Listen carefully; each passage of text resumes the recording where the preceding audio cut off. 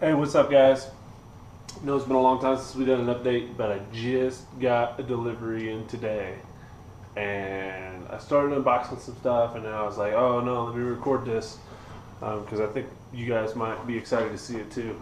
For starters, to show you this, I picked this up on Black Friday. So nothing crazy, it's just a laptop I picked up for tuning. So we're going to be getting HP tuners ourselves here pretty soon. And went over to my buddy Kevin's house, and he hooked me up with some vinyl. And you can see we put some vinyl on the front of this thing. Did some red, white, and blue action there. That's pretty cool. Yeah. Got a fast 102 intake. Yeah, man, I'm excited to put that on. That right there, that puppy. Got a good deal on that. I got a deal from Texas Speed. They might still be running it on their website now. I'll put a link in the description where I bought this. But I bought this combo with that. We should all know what this is. You guys, when I seen this thing, holy cow, the size of it. Nick Williams 102 throttle body. You guys, this thing blew my mind how big it is. It's insane. I thought, you know, my throttle body's a 90mm factory, and I'm like, oh yeah, this will be just a little bit bigger. No, this thing is an absolute monster. It's insane. I am.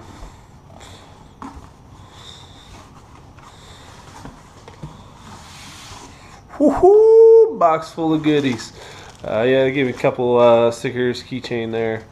I got my fast intake manifold gaskets, and now we're getting into it, guys. Cam, trim unit upgrades, springs, oil pump. Well, we got every single gasket. ARP upgraded bolts. More gaskets, more ARP upgraded bolts. We got timing chain, and we got push rods in here, guys. I didn't change my heads or my head gaskets, so the base circle of the cam to the rocker arm should be the exact same distance as stock. So I ordered 7.4-inch push rods. But guys, this thing came in so fast from Texas Speed, and the packaging was awesome. And yeah, look at this. Yeah, here we go.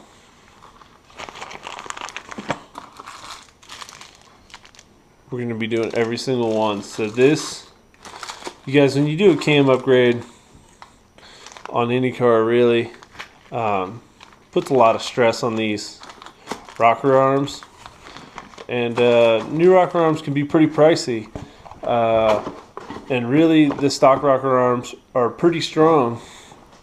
You just have to upgrade them right here. This is for the harmonic balancer.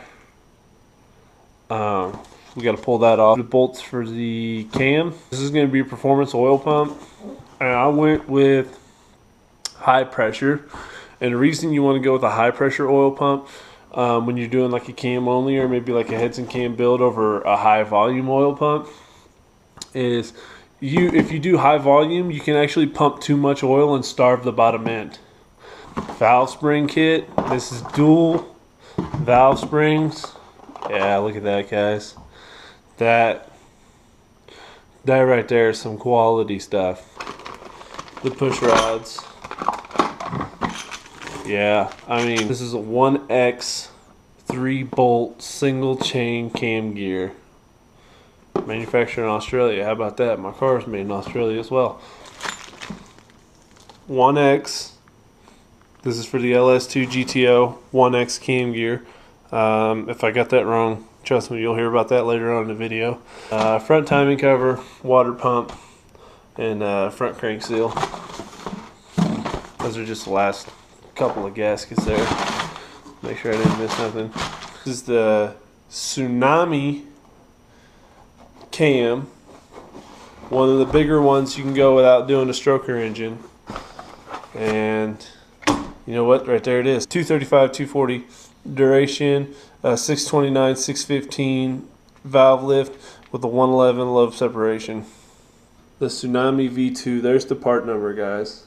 Man, just look at that. I really don't want to take this out of the package here, because it's gonna be a little bit before we install this. Yeah, I'm pumped.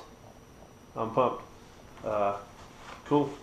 They got a gauge pod from Maverick Man Carbon for the GTO, and this is called the GaToR pod, so it goes on the center dash. The gauge I'm going to be running, about to unbox right now. It's a dual wideband.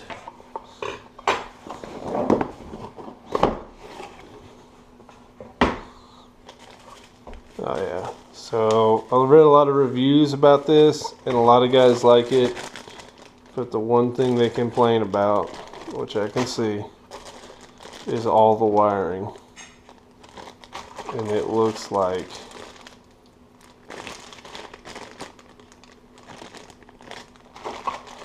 just a ton of wiring. But that's because we're running 2 widebands off of 1 gauge. So guys, back in the garage, got another box in. This is just going to be the last couple of gauges that I get for the GTO. Also, I'm going to be bringing you some updates. I got the dyno in, I got the front wheel off of that. We're going to be powder coating some wheels for that, as well as I got a pile of parts over here. Custom made hitch for this. A buddy of mine named Tony in England made me that. And when I had it powder coated, it didn't get done too well, so I'm going to get it re-powder coated. This dash piece I'm going to get re-powder coated, and I'm going to get my big brake rotor kit powder coated to match, as well as I got a bunch of stuff for a buddy of mine, sand rail. So we're doing some work to the dyno, and got some more parts for the GTO. I'll unbox these real quick. So for those of you that don't know about these gauges, these AeroForce Interceptor gauges, these are pretty cool gauges. They just plug in Ep.2, and they give you a large variety of all the display options. So pretty much anything the factory ECM can pick up, as well as there's options to tap into the back of these. So these are the gauges here. Yeah, these are nice clean gauges. Super simple, plugs in into the back. There's also a plug in here for, like I said, if you want to add aftermarket, like if you want to run a wideband off of this, or your nitrous pressure gauge or whatever. Also came with some black bezels. I kind of like this bezel here though. And it came with some white face plates if you want those for any reason. But again, super simple. 1 gauge. That's for 2 gauges. Those just plug into the back of the gauges and then plugs into your OBD2. And I mean, that's it for wiring. It's super simple. And then if you want to run aftermarket, if you want to run your widebands or anything off of those, it comes with these couple extra harnesses, and you can run your widebands directly into this, or your nitrous pressure, which I think is one that I'm going to be doing, looking to run nitrous sometime in the summer, and I'll run nitrous pressure on them. But you can monitor anything from like long-term fuel trims, oil pressure, temperature, battery voltage. There's a huge list. I'll drop a link in the description below for these gauges. Check them out. Definitely some top-of-the-line stuff here. So I've got back out here in the garage. I got the bike back down. I got the front tire back on it. I'm actually powder coating another set of wheels that look exactly the same. So we're able to keep this bike mobile while all the stuff's at the powder coating shop. One thing I wanted to talk with you guys today is about my AeroForce gauges I just got. So what I'm going to be mounting those in is this. This is called a GaToR pod. And this sits like on the center of when I slide this one in. If you look here, you see the gap. Is I'm going to Dremel this top piece out here, just a hair, to try to allow the gauge to kind of sit up a little more inside of that. See if I can get this gauge to fit properly.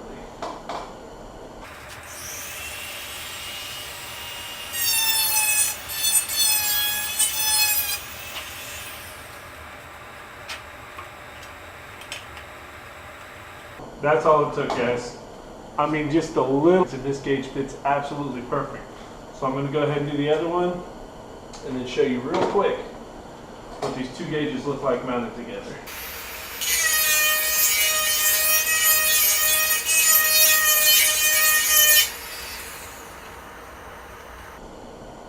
Another perfect fit.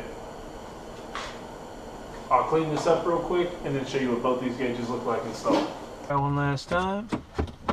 This should be it. There it is. Perfect fit. So there it is without the gauges in it.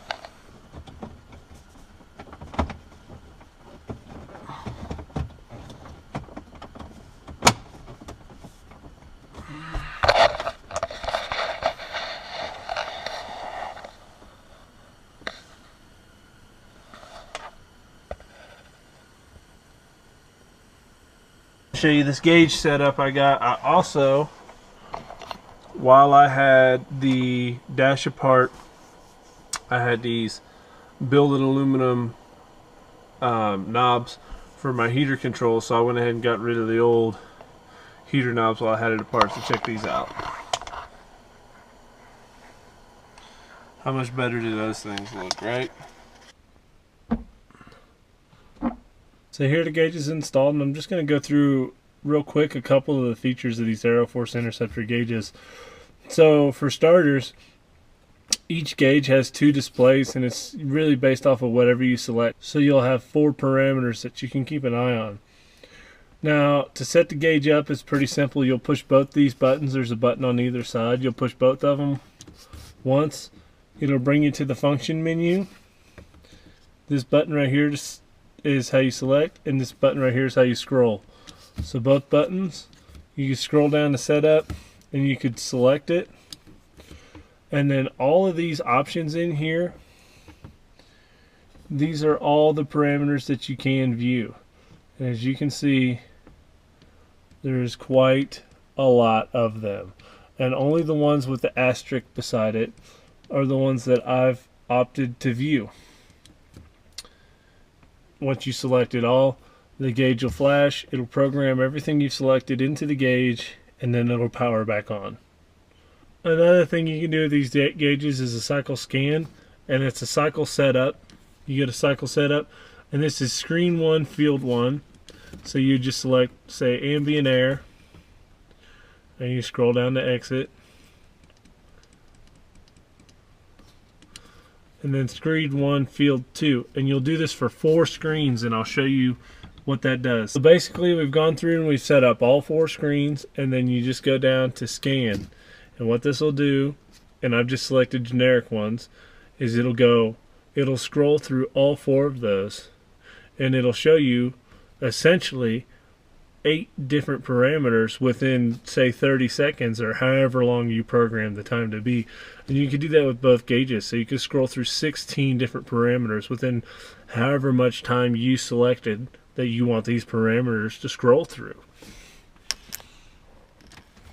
And to stop it, you just simply push that button.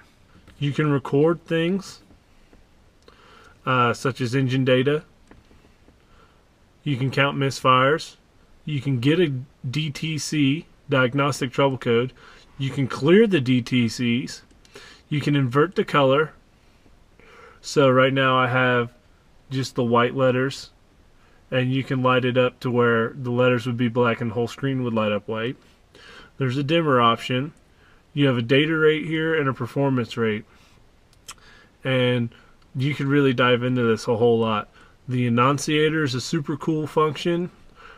Horsepower adjustments, so you can say, you know, whatever the mods of your cars are, and you can adjust so that you have a proper horsepower reading, or at least it'll be close. The altitude, so for wherever you're at, so it does read the proper readings. Your average mile per gallon you can reset. You have analog inputs that you can put in, logos, and controls. Hey guys, so that's all we got for today's video. Some of this stuff is a little bit older footage, so we're going to be dropping a video every day this week, and the content's going to get better and better. It's a little slow starting out, but we're starting to get actually into the build here. and some of the stuff that you've seen unboxed in this video, you'll be seeing getting installed in a future episode coming out later this week, guys. So please stay tuned. Drop a comment below. Let me know what you guys think. Also, later this week, you will see a video coming out on how to use these AeroForce interceptors with their annunciator function to replace your nitrous controller and save you money on top of having a set of nice gauges. Once again, guys, just so you know, I'm not sponsored by anybody. Everything you see on this channel, I'm doing by myself. So just go ahead, hit that like, share, subscribe button, and drop a comment below and let me know what you guys think. Thanks for tuning in, and stay tuned for more videos later this week.